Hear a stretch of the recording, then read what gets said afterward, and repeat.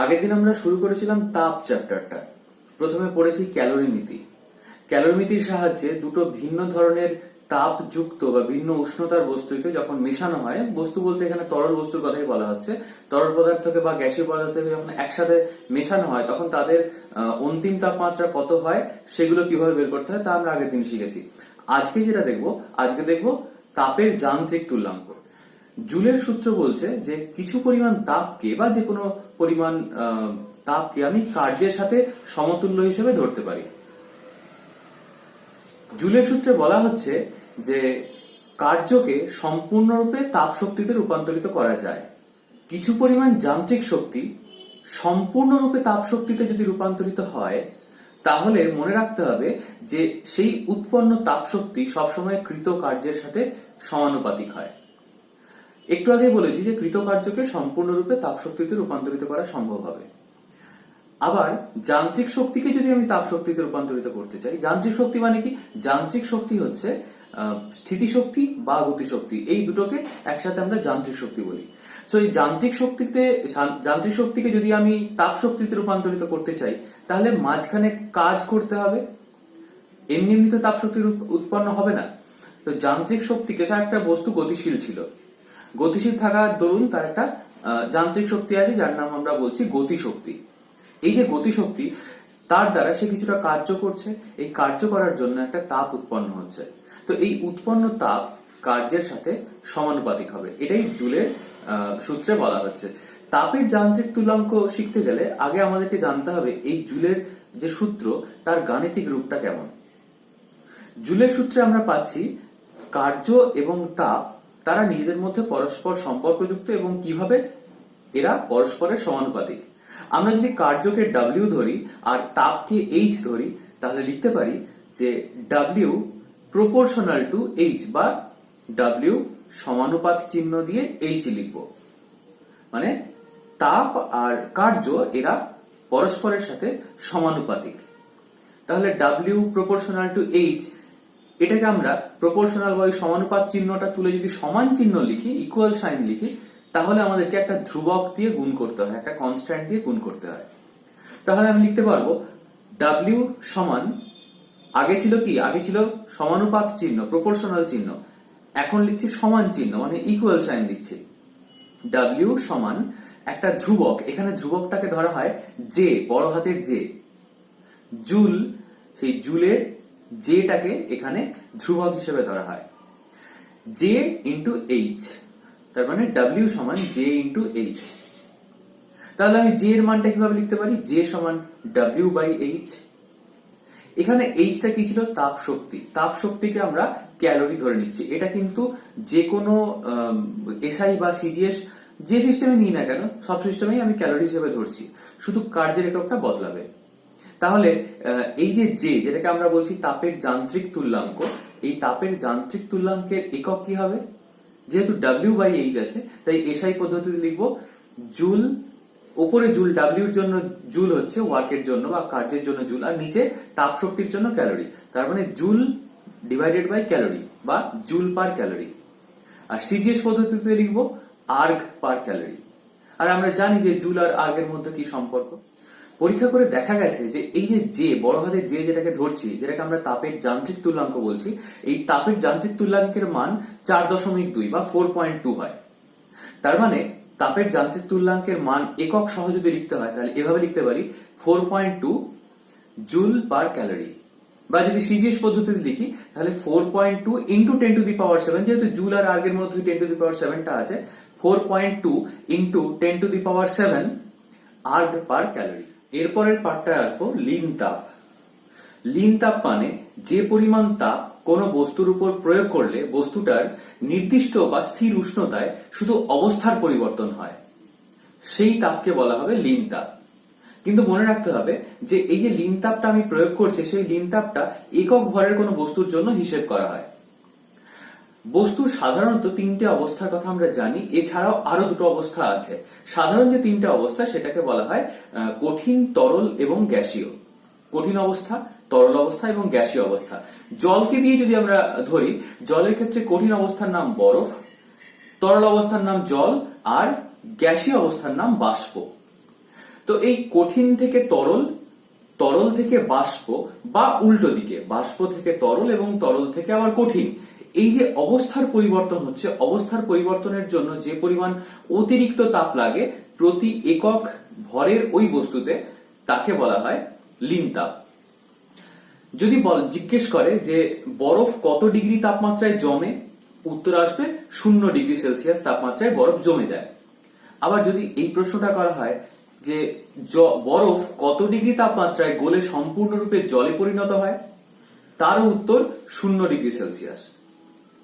তার মানে 0 ডিগ্রি তাপমাত্রায় জল জমে বরফ হতে পারে, আবার বরফ গলে জলও হয়ে যেতে পারে। দুটো কিন্তু আলাদা অবস্থা, একটা কঠিন অবস্থা, একটা তরল অবস্থা। দুটো অবস্থায় উষ্ণতা একই, তার মানে ওদের মধ্যে ওদের যে অবস্থার পরিবর্তনের জন্য কে দায়ী হচ্ছে? একটা অতিরিক্ত তাপ।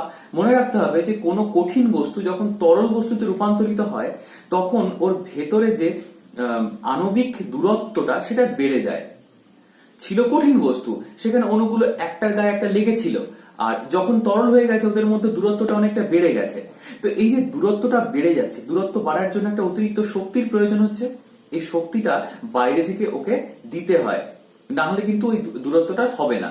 আর যদি অণুগুলোর মধ্যে দূরত্ব না বাড়ে তাহলে ওই বস্তুটার অবস্থার পরিবর্তন সম্ভব না। অবস্থার পরিবর্তন করতে গেলে ওই বস্তুটাকে বা যে পদার্থটার অবস্থার পরিবর্তন করছে সেই পদার্থটাকে অতিরিক্ত শক্তি প্রয়োগ করতে হবে। এই শক্তি হলো আসলে তাপ শক্তি। কিন্তু আমরা জানি যে বরফ আর জল 0 ডিগ্রি তাপমাত্রায় দুটোই থাকতে পারে।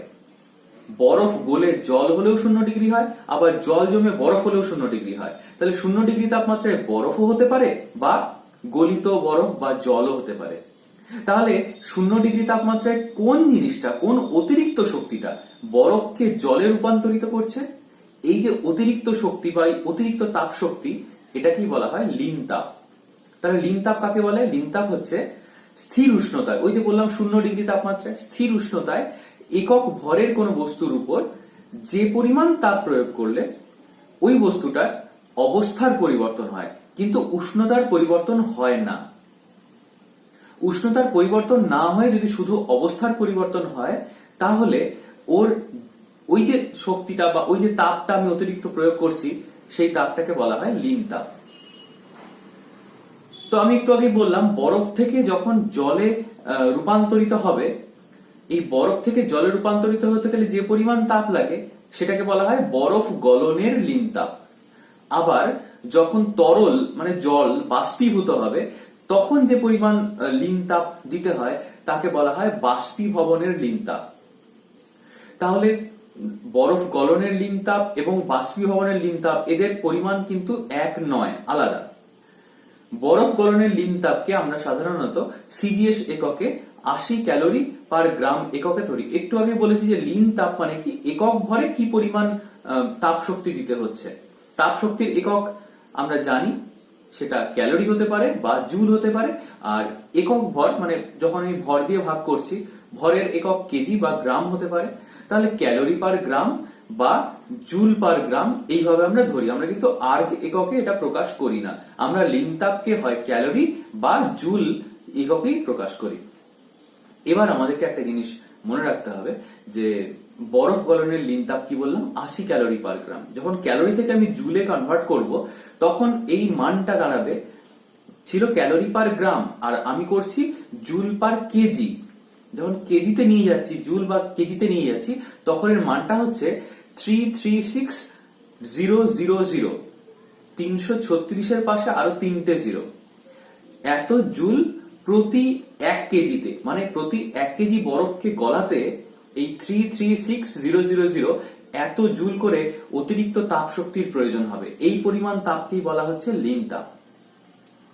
আর যখন তরল বাষ্পীভূত হবে, যখন জল স্টিম হয়ে যাবে, বাষ্পীভূত হয়ে যাবে, তখন যে পরিমাণ লীন তাপ লাগবে তার মান হলো 2255400। 2255400 এত জুল পার কেজি। মানে 1 কেজি জলকে যদি বাষ্পীভূত করতে হয় তাহলে এই 2255400 জুল পরিমাণ তাপ ওকে আলাদা করে দিতে হবে। এই যে তাপটা আমি প্রয়োগ করছি, এই তাপটার ফলে ওই যে বস্তুটা যাতে আমি তাপটা প্রয়োগ করছি তার উষ্ণতার একটুও পরিবর্তন হবে না। তাহলে কিসের পরিবর্তন হবে? পরিবর্তন হবে ওর অবস্থার। যেহেতু এই তাপটা দিলে উষ্ণতার কোনো পরিবর্তন হয় না, তাই এই তাপটাকে আবার লুক্কায়িত তাপ বা হিডেন হিটও বলা হয়। মানে এমন মনে হবে যেন যে আমি তাপটা দিচ্ছি কিন্তু বেকার দিচ্ছি, কিন্তু আসলে ওই বস্তুটার অবস্থার পরিবর্তন হয়ে যাচ্ছে। তার মানে লিন তাপের পরিমাণ কিন্তু নিছক কম নয়। লিন তাপ এমন একটা তাপ যেটা দিলে বা যেটা প্রয়োগ করলে বস্তুটার তাপমাত্রার পরিবর্তন হচ্ছে না, কিন্তু বস্তুটার আন্তরাণবিক দূরত্ব বেড়ে যাচ্ছে। আন্তরাণবিক দূরত্ব বাড়ার জন্য বস্তুটার ভেতর যে অণুগুলো আছে তাদের কম্পাঙ্ক বেড়ে যাচ্ছে, কম্পনের পরিমাণটা বেড়ে যাচ্ছে, এবং তার ফলে ওরা একটা গ্যাস জারের মধ্যে বা একটা তরল একটা জারের মধ্যে রাখা আছে। যখনই তরলটাকে আমি তাপ দিচ্ছি তরলটা ফুটতে শুরু করছে, এবং ফুটতে ফুটতে একসময় 100°C যখন চলে এলো তখন তরলটা ফুটছে এবং ও আস্তে আস্তে স্টিমে রূপান্তরিত হচ্ছে, বাষ্পে রূপান্তরিত হচ্ছে। তার ফলে কি ওই গ্যাস জারের দেওয়ালে ওর অণুগুলো গিয়ে ধাক্কা দিচ্ছে আরো বেশি করে। কারণ কি আমি বাইরে থেকে যে তাপটা দিচ্ছি, অতিরিক্ত যে তাপটা যেটাকে আমরা লিন তাপ বলছি, সেই তাপটা প্রয়োগের ফলে ওদের মধ্যে আণবিক দূরত্বটা বেড়ে গেছে এবং শক্তি বা অণুগুলোর কম্পাঙ্ক বেড়ে গেছে। তার ফলে ও পাত্রের দেওয়ালে খুব বেশি জোরে জোরে ধাক্কা দিচ্ছে। একটা প্রশ্ন আসে যে ফুটন্ত জলের চেয়ে স্টিমে বা বাষ্পে কেন বেশি করে হাত পড়ে? আমরা যদি গরম জলের ছ্যাঁকা খাই, ফুটন্ত জল যদি আমাদের গায়ে পড়ে যায় তাহলে যতটা না আমাদের ফোস্কা পড়বে বা আমাদের আঘাত লাগবে, তার থেকে যদি ওই গরম জলের যে বাষ্প স্টিম যদি আমাদের গায়ে লেগে যায় তাহলে অনেক বেশি পরিমাণ পুড়বে। কারণটা কি? কারণটা হচ্ছে দুটোর তাপমাত্রা 100° হলেও দুটোর মধ্যে কিন্তু লিন তাপের পার্থক্যটা অনেকটা। ফুটন্ত জলের যা তাপের পরিমাণ, বাষ্পের ক্ষেত্রে সেই তাপের পরিমাণটা প্রতি কেজিতে 2255400 জুল বেড়ে যাচ্ছে। আর সেই কারণেই বাষ্প যদি আমাদেরকে কোনোভাবে আঘাত করে বা কোনোভাবে বাষ্প মানে স্টিম যেটাকে বলছি, সেই স্টিমটা আমাদের গায়ে লাগে, তাহলে আমাদের কিন্তু অতিরিক্ত জ্বলন হবে, পুড়বে বেশি করে। তার মানে আমরা বুঝলাম যে লিন তাপ কাকে বলে? যে পরিমাণ তাপ প্রয়োগ করলে স্থির উষ্ণতা একক ভরের কোনো বস্তুর ক্ষেত্রে উষ্ণতার পার্থক্য না হয়ে কি হবে? অবস্থার পরিবর্তন হবে। এই তাপকেই বলা হচ্ছে লিন তাপ। বইতে একটা গ্রাফ দেওয়া আছে, সেই গ্রাফে বা লেখচিত্রে দেখা যাবে যে যখন আমি কোনো বস্তুর তাপ বাড়াচ্ছি ওর উষ্ণতা বাড়ছে, এক্স অক্ষের দিকে তাপ এবং ওয়াই অক্ষের দিকে আমি উষ্ণতাকে প্লট করেছি। প্রথমে তাপ বাড়াচ্ছি, উষ্ণতা বাড়ছে, গ্রাফটা উপরের দিকে উঠলো। তারপরে কিছুক্ষণ পর যখন বরফের ক্ষেত্রে ধরছি, বরফের ক্ষেত্রে তাপ বাড়াচ্ছি, বরফ প্রথমে মাইনাসে ছিল, -15°তে ছিল, সেখান থেকে তাপ বাড়ছে, বেড়ে বেড়ে 0 হলো। যখন 0°তে পৌঁছে যাচ্ছে তখন তাপ বাড়ালেও ওর কিন্তু উষ্ণতা বাড়ছে না, তখন ওই বরফটা গলছে, 0°তে এসে বরফটা পুরোটা গলে যাবে। মানে তাপমাত্রাটা স্থির, একটা সোজা একটা হরাইজন্টাল লাইন থাকবে। তারপরে যখন আবার তাপ বাড়াবো, পুরো বরফটা যখন গলে গেল, যখন 0°তে পুরো বরফ গলে জল হয়ে গেল, তারপরে যখন আবার তাপ বাড়াবো 0° থেকে 100 অব্দি উঠলো।